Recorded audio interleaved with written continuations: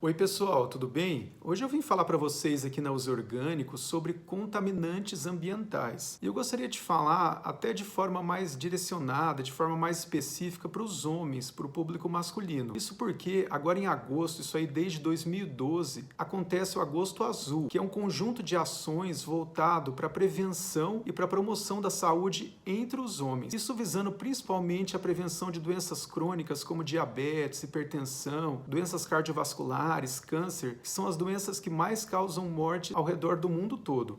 E quando nós falamos sobre contaminantes ambientais, automaticamente a gente já está falando sobre disruptores endócrinos, que são substâncias que têm a capacidade de interferir sobre a ação normal de um hormônio no nosso organismo. E essa interferência pode ser sobre o transporte, sobre a produção, sobre a liberação de um hormônio para a corrente sanguínea. Isso aí acaba desregulando a cadeia hormonal de forma geral no organismo. E já puxando para um contexto mais prático, para aqueles produtos que fazem parte da rotina, que fazem parte do dia a dia das pessoas, e aqui no caso, como eu já falei, a gente vai estar voltando mais para a população masculina, mais para os homens em razão do Agosto Azul. Eu gostaria de começar falando sobre os filtros solares. Os filtros solares, principalmente aqueles tradicionais, a gente está falando daqueles filtros solares convencionais, eles apresentam em sua composição xenoestrogênios. Os xenoestrogênios, como o prefixo já fala, xeno significa estranho, seria um estrogênio estranho, ele acaba agindo como um disruptor endócrino.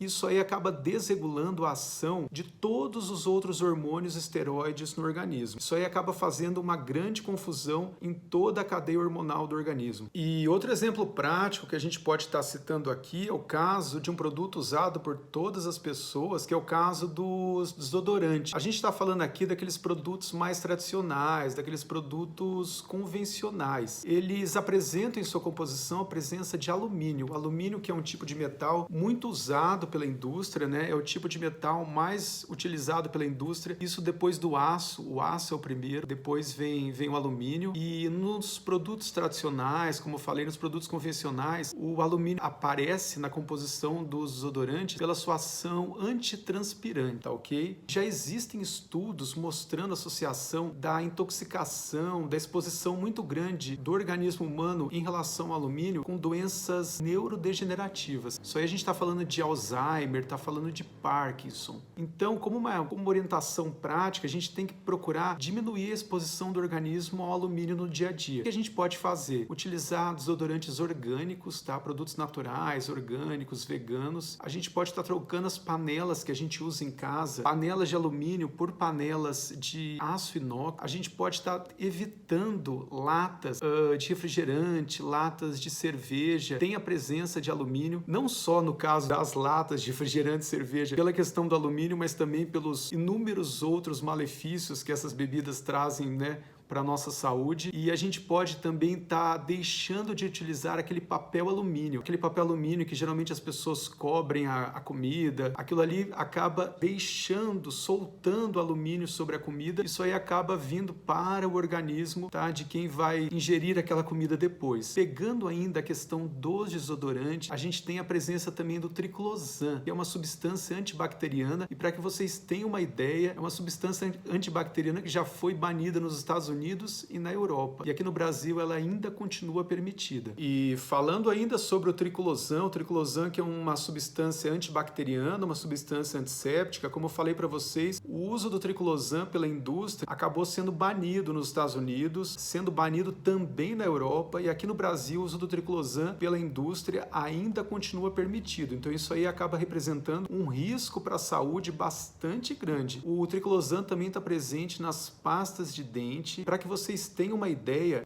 mais de 20 outras substâncias antissépticas, antibacterianas, além do triclosan, foram proibidas, foram banidas nos Estados Unidos, na Europa, e aqui no Brasil essas substâncias elas ainda continuam permitidas. Então isso aí acaba sendo um risco muito grande para a saúde de forma geral e para a saúde hormonal especificamente. Falando ainda sobre pastas de dente, a gente está falando aqui sobre pastas de dente tradicionais, aquelas convencionais. A gente não está falando de produtos produtos naturais, orgânicos, veganos, que têm composições, que têm rótulos bastante diferentes. As pastas de dente tradicionais, elas apresentam em sua composição a presença de flúor. Se a gente for voltar, se a gente for pensar na tabela periódica, o flúor, ele é um halogênio. E o flúor, como um halogênio, ele tem uma estrutura molecular bastante parecida com a do iodo. O iodo que apresenta inúmeras ações benéficas para a nossa saúde. O iodo participa da formação dos hormônios da tireoide, o iodo combate radicais livres no nosso organismo e no caso específico de mulheres, aqui a gente está voltando mais para os homens, mas no caso específico de mulheres, o iodo acaba diminuindo a chance de ocorrência de câncer de mama, então ele acaba sendo um protetor para o câncer de mama. Mas aqui, como eu falei, em razão do agosto azul, a gente vai estar voltando às orientações e o que a gente estiver falando mais para a população, mais para o público masculino. E outro caso, outro exemplo prático de produto que eu posso passar aqui para vocês é o caso dos perfumes tradicionais. Perfumes tradicionais que apresentam na sua composição a presença de fitalatos. Os fitalatos que são substâncias químicas presentes também nos plásticos. Plásticos, além de BPA, além de bisfenol A, eles apresentam na sua composição a presença de fitalatos. E no caso específico dos perfumes, os fitalatos, eles aumentam o tempo de validade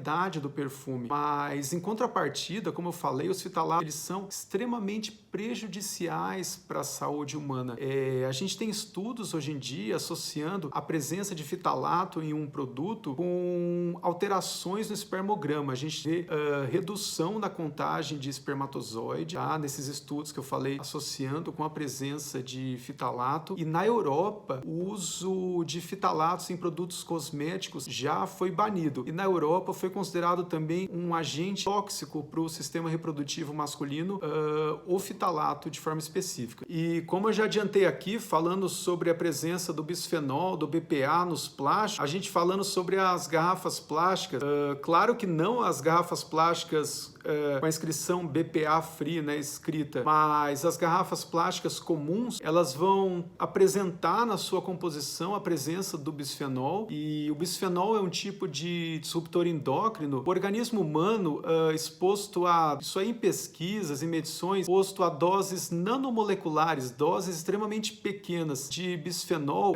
já se observam alterações sobre os hormônios da tireoide, sobre a liberação normal de insulina pelo pâncreas, sobre interferência, sobre a proliferação de células gordurosas no organismo. Então, várias ações, principalmente sistema hormonal, ok? Várias interferências prejudiciais. Então, se nós pensarmos nessas doses tão pequenas, como eu falei para vocês em estudos, doses nanomoleculares, quantidades nanomoleculares de bisfenol, já causando alterações em relação à tireoide, em relação à proliferação de células de gordura no corpo, a gente não consegue estar falando numa quantidade de exposição ao bisfenol, uma quantidade de exposição segura, uma margem de exposição segura ao bisfenol. Então, a alternativa realmente é o uso, no caso das garrafas plásticas, é o uso das garrafas plásticas com aquela inscrição BPA Free, em relação às garrafas plásticas comuns. Outro dado que mostra todo o prejuízo que a exposição continuada ao bisfenol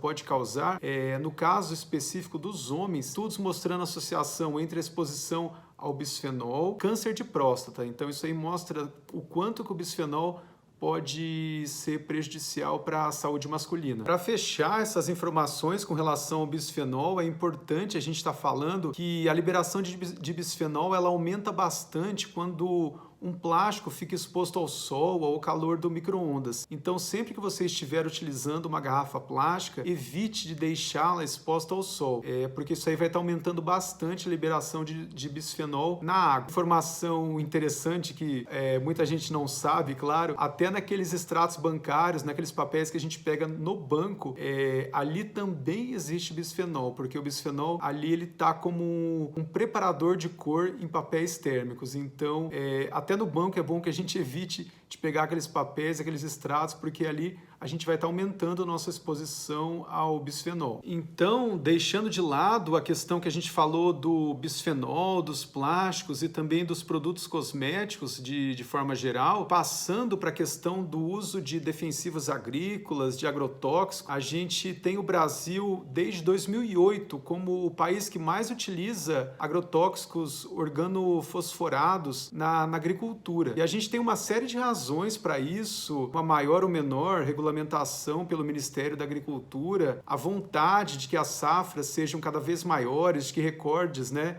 sejam superados. Isso aí também pela questão climática tropical aqui do Brasil, também pelo uso de substâncias extremamente nocivas, extremamente prejudiciais para a saúde, que já foram banidas na Europa, nos Estados Unidos, principalmente na Europa, e que continuam sendo utilizadas na agricultura aqui no Brasil. Então isso aí acaba acarretando um grande número de prejuízos para a saúde de forma geral e pegando especificamente a questão do homem, prejuízos na questão de saúde reprodutiva, na questão de fertilidade, alterações no espermograma com relação à contagem de espermatozoides e também com relação à qualidade do sêmen, alterações na mobilidade dos espermatozoides, também alterações no volume médio dos espermatozoides dos homens. Então, a solução, a saída possível para esse problema, para essa questão da exposição aos agrotóxicos organofosforados, é a utilização, assim como a gente falou para a questão dos cosméticos, dos produtos de beleza, de produtos naturais, orgânicos, veganos, é a utilização na dieta, sempre que possível, de produtos, de alimentos orgânicos, pelo menos naquelas refeições que a gente faz em casa, né? Porque daí acaba ficando mais fácil. Se a gente for falar de índices de contaminação, aqueles vegetais que apresentam os maiores índices de contaminação são uva, pepino, alface, tomate, beterraba, couve, mamão, e aí a gente tem uma lista mostrando aí os índices de contaminação, mas esses que eu falei são alguns daqueles que apresentam os maiores índices com relação à contaminação por organofosforado. Um último tema, um último assunto que eu gostaria de comentar para vocês, deixando até um pouco de lado aqueles contaminantes ambientais que a gente imagina, que muitas vezes a gente até sabe que está exposto a eles, é a questão das redes Wi-Fi e também dos celulares. Os celulares, eles emitem radiação eletromagnética e a frequência dessas ondas eletromagnéticas ela é muito alta. Por exemplo, em comparação ao rádio, é uma emissão, é uma frequência de onda muito mais alta. Então isso aí acaba acarretando prejuízos para a saúde, para o organismo humano. No caso específico dos homens, a gente vê a exposição à radiação eletromagnética vinda dos celulares e alterações no espermograma, alterações na contagem de espermatozoide e também alterações na mobilidade, numa menor mobilidade dos espermatozoides. Então aí a gente vê o prejuízo que essa exposição e até o uso muito frequente durante o dia todo do aparelho celular, sua radiação eletromagnética, o quanto isso aí pode trazer de prejuízo para a nossa saúde. Além dessa questão que eu falei para vocês, da associação entre a exposição à radiação eletromagnética, alterações no espermograma, alterações na saúde reprodutiva masculina, a gente também pode fazer uma associação entre a exposição à radiação eletromagnética e um potencial risco para o cérebro, principalmente naquelas pessoas que utilizam o celular de uma forma muito próxima ao rosto, né? Então, interessante, até já entrando em orientações práticas, é estar utilizando o celular sempre que possível no viva voz. Na hora de dormir, você deixar o celular no banheiro, não deixar o celular no quarto. Eu já vi casos de pessoas que falam que deixam o celular embaixo do travesseiro. Isso aí realmente, para a saúde cerebral, vamos falar assim, é algo devastador. Então, deixar o celular no banheiro. Para os homens, de forma específica, durante o dia, tentar evitar ao máximo de deixar o celular no bolso, porque isso aí acaba aumentando bastante a exposição à radiação eletromagnética. Quando a gente pensa no bolso, é uma região também já próxima à região genital. Então, pensando na saúde reprodutiva, isso aí é algo realmente bastante negativo para a saúde reprodutiva, alterações realmente no espermograma do homem. Então, era isso que eu tinha para falar para vocês. Eu gostaria de agradecer bastante o convite da Uso Orgânico. Quero me colocar à disposição para que, caso haja dúvidas, para que vocês coloquem nos comentários, me perguntem, que eu vou ter o maior prazer em responder essas questões. Um abraço a todos aí e até a próxima.